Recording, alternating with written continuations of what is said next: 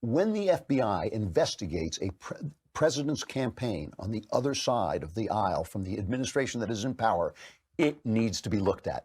Not that it was wrong, but it needs to be looked at. Who's covering that? Fox. Here is the Attorney General, Bill Barr, talking to Fox about why he appointed John Durham, a guy they're going to have a really hard time. It's easy for them to rake Barr over the coals. He's lived apparently, I mean, he's had a career that has never had scandal touch it, but it's easy for them to rake him under the coals because he's in the Trump administration. I don't know what they're going to do with this guy, John Durham, he's appointed to investigate this because he's been appointed by both sides. He's been appointed by both Democrats and Republicans to investigate intelligence operations and whether they were done well. Here's Barr talking about why this has to be done.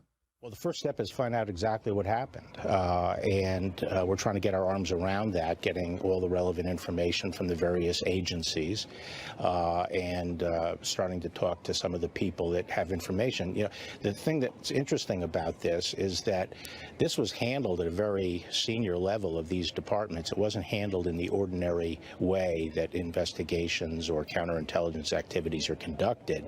It was sort of an ad hoc small group, and most of these people are no longer with the FBI or the CIA or the other agencies involved. I've been trying to get answers to questions, and I found that a lot of the answers have been inadequate, and I've also found that some of the explanations I've gotten don't hang together. If we're worried about foreign influence, for the very same reason we should be worried about whether government officials abuse their power and put their thumb on the scale.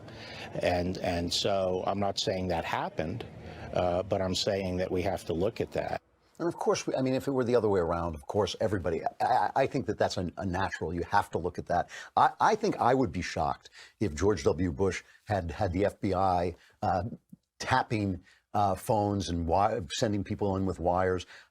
Trey Gowdy is now saying that there are tapes. I mean, he hasn't proved this yet, so I don't want to go overboard, but he is now saying that there are tapes that show that the FBI knew that Trump was innocent, and that exculpatory evidence did not go into the FISA warrants. So they knew he was innocent, but they didn't put it in the FISA warrants. That's a game changer. I mean, at the Federalist, Margot Cleveland is writing that Carter Page, the former Trump campaign advisor, is suggesting to them that the surveillance, the spying went on after the campaign into the administration, that they were actually spying on people like Steve Bannon during the administration. I mean, this is serious stuff, and it really does need to be looked at. And it is real that it needs to be looked at, and it's real that it might have happened. And if that reality it comes to the surface, it is going to destroy this fantasy Trump that we've been living with now for 2 years in the media, more than 2 years in the media.